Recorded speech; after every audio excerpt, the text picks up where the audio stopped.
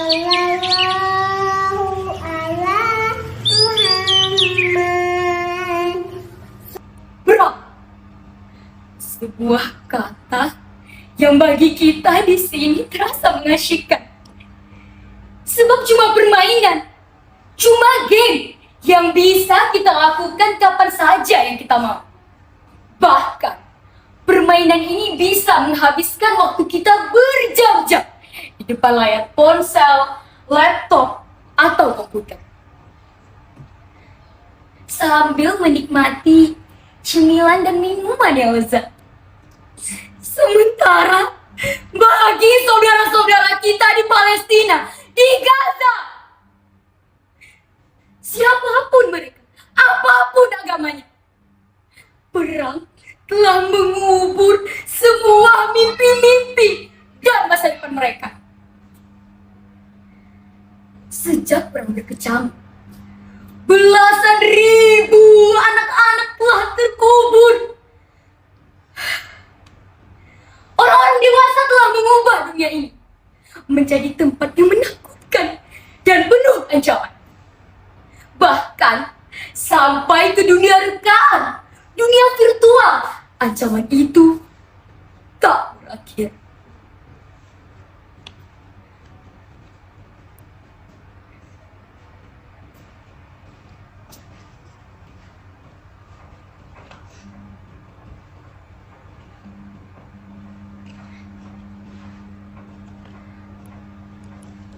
Mengapa Tuhan tak menciptakan bumi yang lain, tanah yang lain, yang hanya dihuni oleh anak-anak, yang dipenuhi dengan taman bermain, rumah-rumah yang tentram, makanan yang cukup, dekat persahabatan dan persaudaraan, taman-taman bunga, dan kebun-kebun yang selalu berbuah.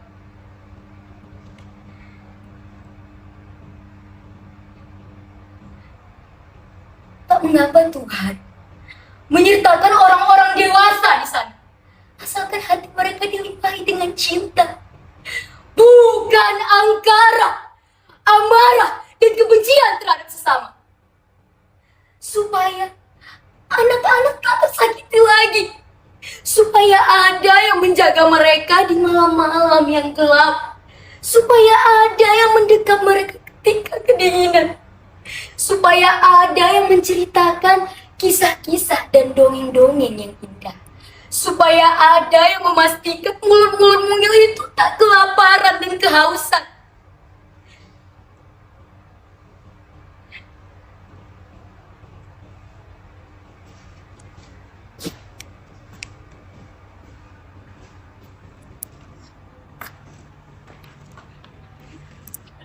Aku mendapatkan perahu itu beberapa mil dari sini. Berhari-hari aku menyusuri pantai untuk mencari perahu nelayan yang tak terpakai lagi untuk kugunakan untuk mengangkut sauh. Pak Nyoman, seorang nelayan tua yang baru saja mendapatkan bantuan perahu baru, memberikan perahu lamanya itu untukku. Dengan dibantu Pak Nyoman, aku menyusuri laut dangkal hingga ke tempat ini. Dengan perahu itulah maksudku aku dan teman-temanku, Made, Joshua, Christine, Ali, Butet, Harun, dan Melin akan pergi. Jauh, jauh sekali. Mungkin kalian sekarang diam-diam bertanya, mengapa aku sendirian? Di mana teman-temanku itu? Kemana mereka? Sabarlah, pelan-pelan kalian akan mengenal mereka. Mereka ada, tapi seolah-olah tak ada. Mungkin dianggap tak ada. Malah aku prihatin. Aku tak berhasil menemukan kalian. Aku telah mencari kalian di rumah-rumah kalian yang baru itu di kampung Maya itu. Aku mengunjungi alamat-alamat kalian satu persatu, meninggalkan pesan, tapi tak ada satupun yang membalas pesanku itu. Tapi tak mengapa, mungkin aku bukan teman yang asyik. Aku kutu buku. Aku introvert. Aku tak update soal-soal kekinian yang kalian bahas menjadi keseharian kalian di kampung maya itu. Itulah mengapa aku menyisih ke daerah pantai ini. Hingga aku menemukan ide sederhana ini, yaitu membuat perahu persaudaraan yang akan berlayar ke laut lepas menuju ke Gaza.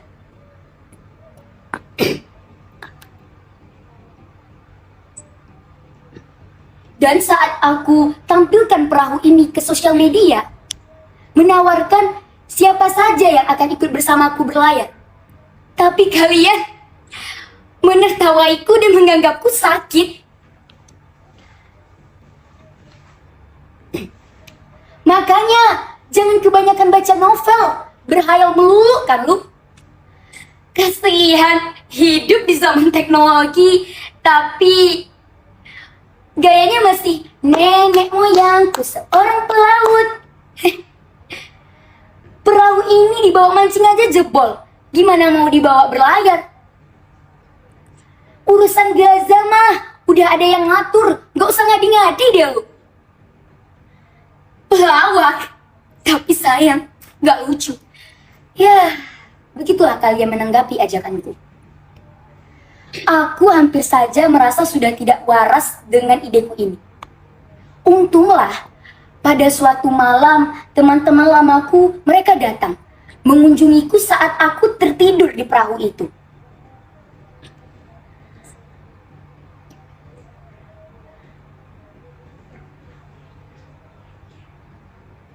Ide ini sederhana, bermula dari hobiku yang suka bermain game peperangan dan rasa kasihan yang tiba-tiba muncul terhadap nasib anak-anak korban perang di Gaza.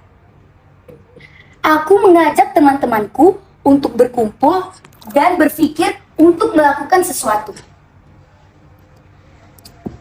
Baik, Haya, bagaimana kalau kita mengumpulkan dana atau pakaian atau barang atau apa saja selama 1 bulan, lalu kita bawa berlayar? Begitu kata Meli.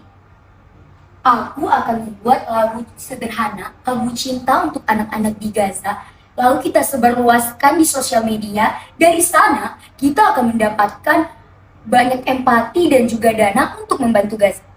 Nah, ide Joshua yang satu ini langsung disetujui oleh Butet. Keduanya memang hobi bermusik, tapi Joshua, dia sangat spesial. Meski usianya yang masih belia, dia sering dipercaya untuk membuat komposisi untuk kebaktian di gereja. Dan kini aku membayangkan Joshua seperti mewarisi bakat Amadeus Mozart.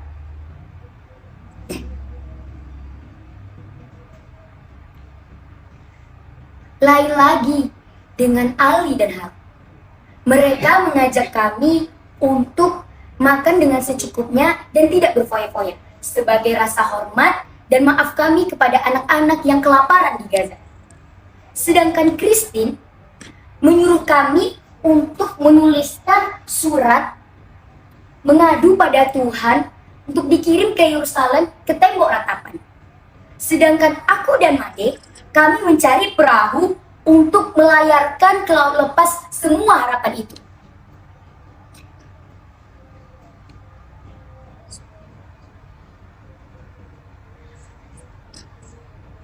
Aku sudah melakukan semuanya, sebisa-bisaku, semampu-mampuku, demi membuat sahabatku bahagia dan bangga karena memiliki aku.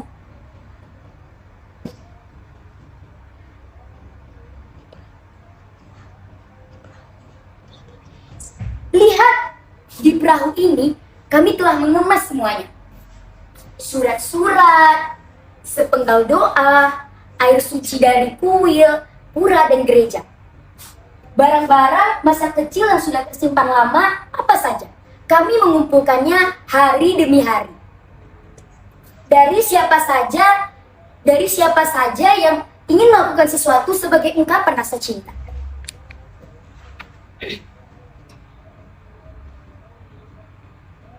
Aku akan melarungkan perahu ini ke laut lepas, Semoga samudra dan cakrawala menyimpannya sebagai bisikan cinta kepada anak-anak di Gaza.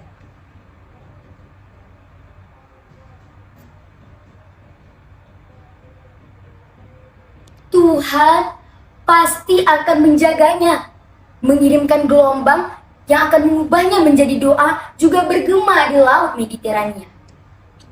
Kami tahu, apapun yang kami lakukan ini hanyalah setetes air di tengah samudera penderitaan saudara-saudara kita di sana.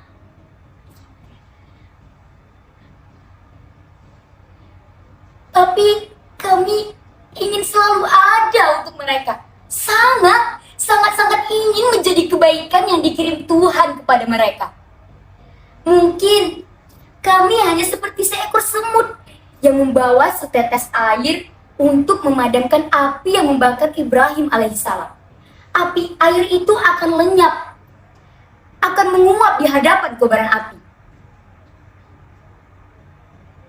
Tapi hanya dengan cara itu, dan memang hanya cara ini yang bisa kami lakukan untuk mengatakan rasa cinta dan sayang kami kepada anak-anak di Gaza.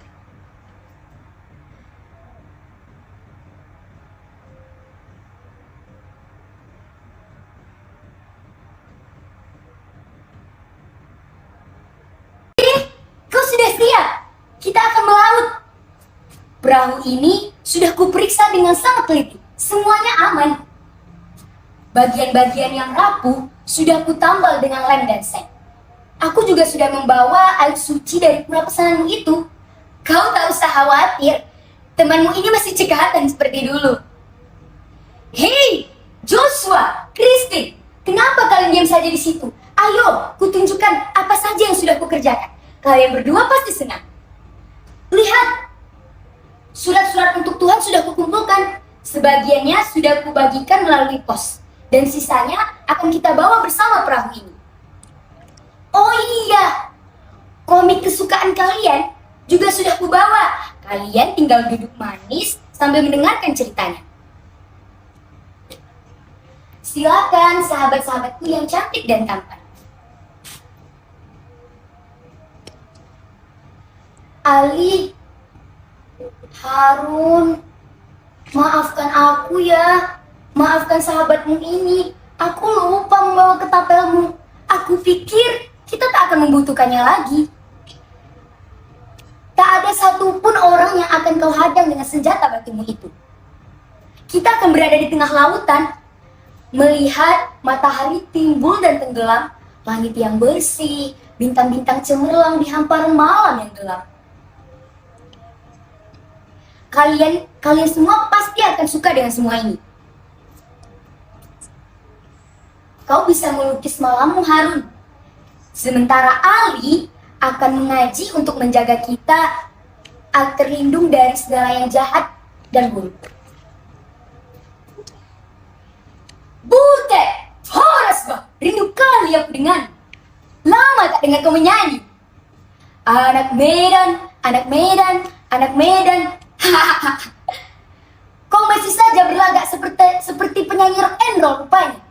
Oh ya, tugas kau dalam perjalanan ini adalah menyanyi.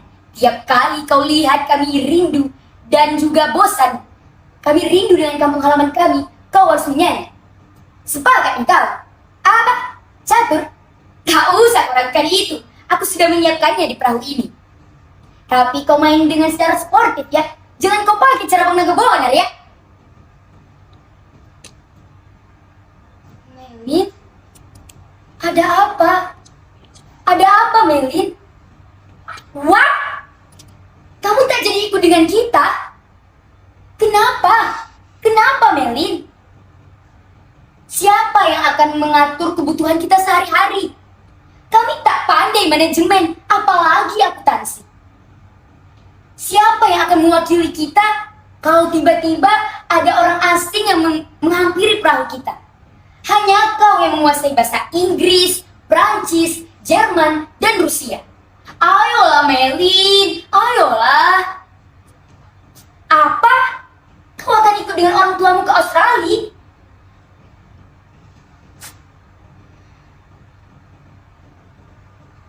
Melin adalah sahabatku. yang tiba-tiba menghilang setelah terjadi sebuah kerusuhan.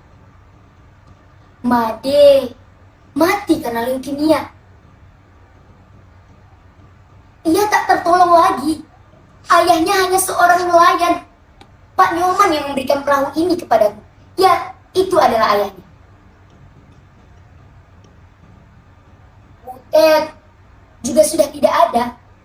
Dia menjadi korban saat terjadi perkelahian antar dua kelompok pemuda di kota kami. Christine, ia telah terkubur di reruntuhan gedung yang hancur karena ledakan bom.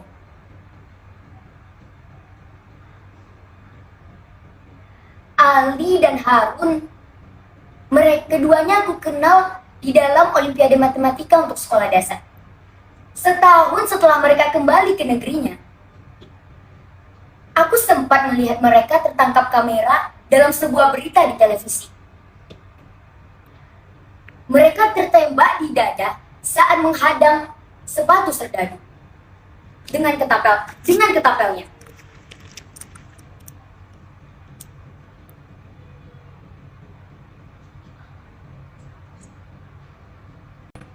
Itulah mereka, sahabat-sahabatku. Orang-orang yang mungkin tak akan kalian pernah kenal. Atau mungkin kalian anggap tak ada. Tapi bagiku, mereka hidup di dalam benakku, di dalam hatiku. Mereka tersembunyi di catatan gelap.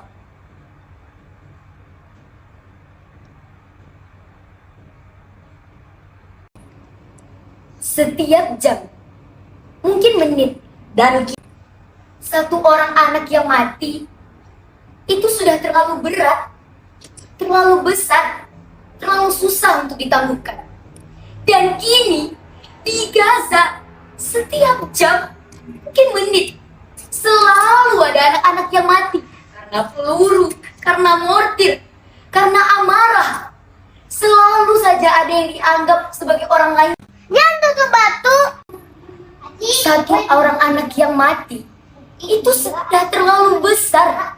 Satu orang anak yang mati itu sudah terlalu banyak, terlalu besar, terlalu berat untuk ditangguhkan. Dan kini di Gaza selalu ada anak-anak yang mati karena peluru, karena mortir, karena kelaparan, karena amarah. Selalu ada yang dianggap sebagai orang lain dan harus disingkirkan. Mengapa kebencian dan amarah tak pernah berakhir?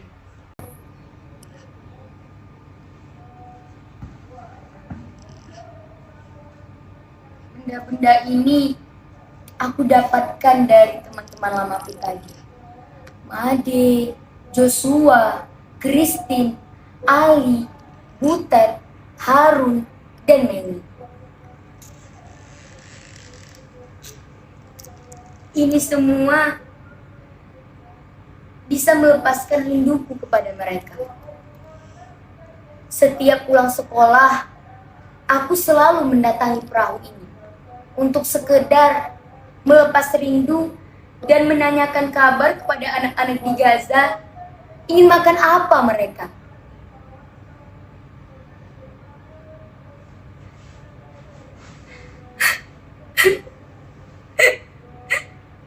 Aku ingin sekali ada untuk anak-anak di Gaza. Andaikan semua ikan-ikan di lautan ini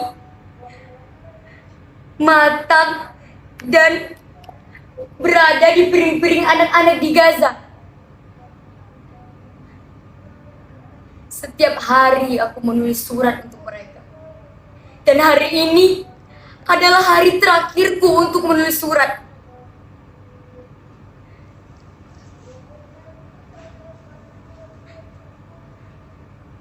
Tuhan, tolong kirimkan kedua tanganku ini ke Gaza, agar aku bisa selalu memeluk saudara-saudaraku di sana.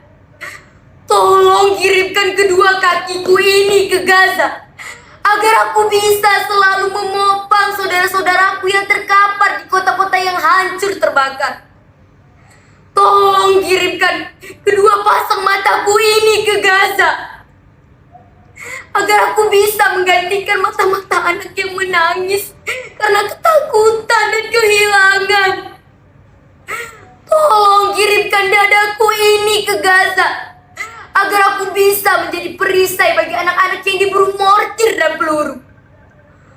Tuhan, tolong kirimkan tubuhku ini ke Gaza,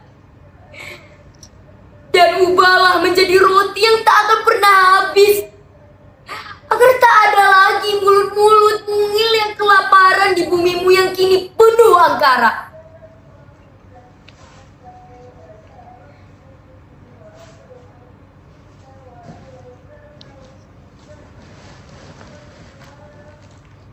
Apa?